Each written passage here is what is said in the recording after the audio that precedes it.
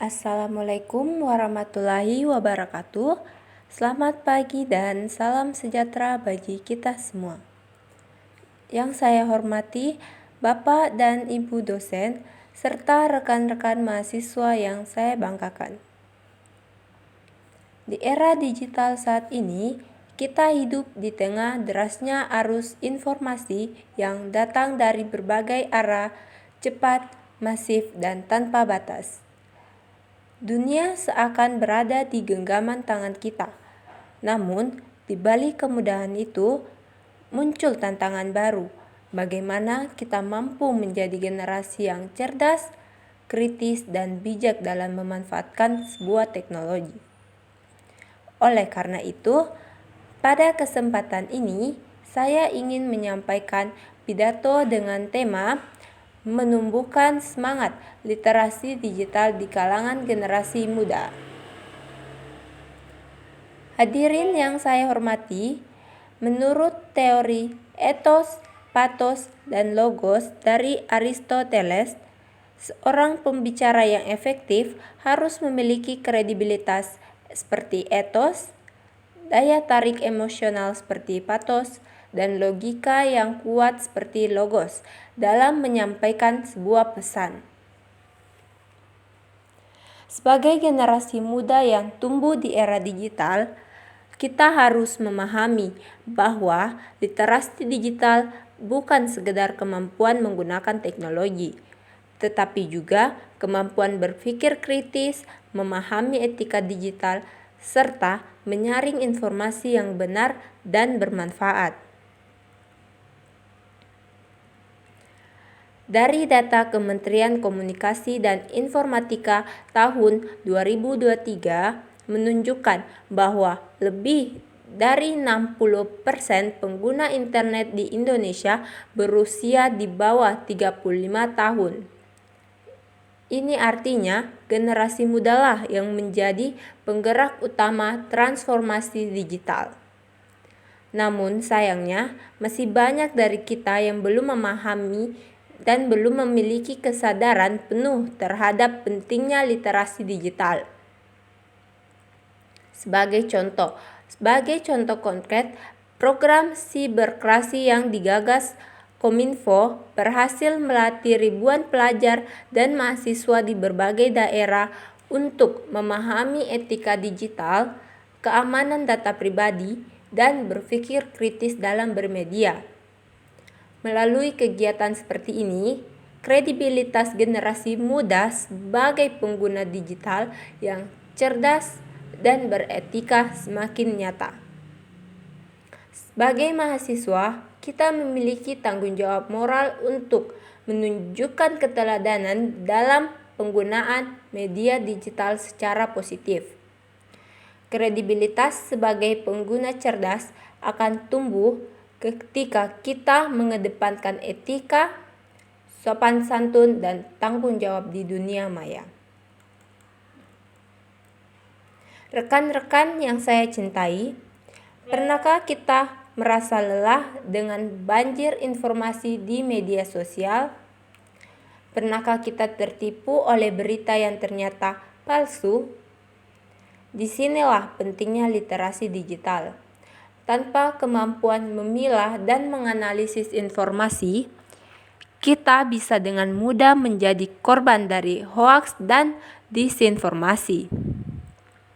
Kita perlu menumbuhkan empati terhadap sesama pengguna internet dengan memahami perasaan orang lain. Kita akan lebih berhati-hati dalam menyebarkan informasi. Jangan sampai kita menjadi bagian dari penyebar kebencian atau fitnah yang merusak reputasi orang lain. Literasi digital sejatinya bukan hanya soal kemampuan teknis, tetapi juga tentang tanggung jawab moral dan sosial dalam menggunakan teknologi. Sebagai contoh, coba kita ingat kembali beberapa kasus viral yang sempat terjadi di media sosial, misalnya penyebaran berita palsu tentang isu kesehatan saat pandemi COVID-19 yang menimbulkan kepanikan publik, Banyak yang tanpa sadar ikut membagikan informasi tersebut tanpa mengecek kebenaran terlebih dahulu. Dari kasus ini, kita belajar bahwa satu klik dapat membawa dampak besar. Dengan menumbuhkan literasi digital, kita tidak hanya melindungi diri sendiri dari misinformasi, tetapi juga membantu melindungi masyarakat luas. Empati dan tanggung jawab sosial menjadi kunci utama agar ruang digital tetap aman dan beradab. Berdasarkan laporan We Are Social tahun 2024, jumlah pengguna internet di Indonesia mencapai 221 jiwa, namun indeks literasi digital nasional masih berada pada angka 3,54 dari skala 5. Angka ini menunjukkan bahwa kemampuan masyarakat Indonesia dalam menggunakan teknologi secara cerdas masih perlu ditingkatkan. Melalui pendidikan, kampanye sosial, dan pelatihan digital, kita dapat memperkuat literasi digital generasi muda. Program seperti Gerakan Nasional Literasi Digital yang diluncurkan oleh Kominfo merupakan contoh nyata upaya pemerintah dalam meningkatkan kesadaran masyarakat agar mampu menggunakan internet secara produktif, aman, dan bertanggung jawab. Sebagai contoh inspiratif, beberapa universitas di Indonesia telah membuat program Digital Ambassador, di mana mahasiswa dilatih untuk menjadi pendidik sebaya dalam literasi digital. Mereka membagikan pengetahuan tentang cara menganalisis hoaks, menjaga informasi data, serta menggunakan media sosial untuk tujuan edukatif dan sosial.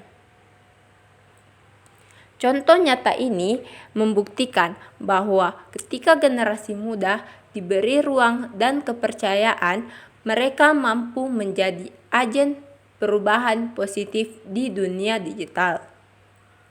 Sebagai mahasiswa, kita bisa berperan aktif dengan cara sederhana, seperti membuat konten edukatif di media sosial, mengedukasi teman sebaya, atau menjadi relawan dalam kegiatan literasi digital di lingkungan kampus dan masyarakat. Hadirin yang saya hormati, literasi digital bukan hanya sekedar tren, melainkan kebutuhan utama di abad ke-21. Generasi muda harus menjadi pelopor dalam menciptakan budaya digital yang sehat, cerdas, dan beretika. Mari kita jadikan media digital sebagai sarana untuk berkarya, bukan untuk saling menjatuhkan. Gunakan teknologi untuk membangun masa depan yang lebih baik, bukan hanya untuk bersenang-senang. Seperti kata pepatah, teknologi memang bisa menggantikan pekerjaan manusia, tapi tidak akan pernah menggantikan kecerdasan dan etika manusia itu sendiri. Dengan semangat dan kesadaran literasi digital, kita dapat menjadi generasi muda yang tidak hanya melek teknologi, tetapi juga berkarakter, kritis, dan bertanggung jawab dalam dunia maya maupun nyata. Sekian pidato dari saya hari ini. Terima kasih atas perhatian rekan-rekan sekalian. Wassalamualaikum warahmatullahi wabarakatuh.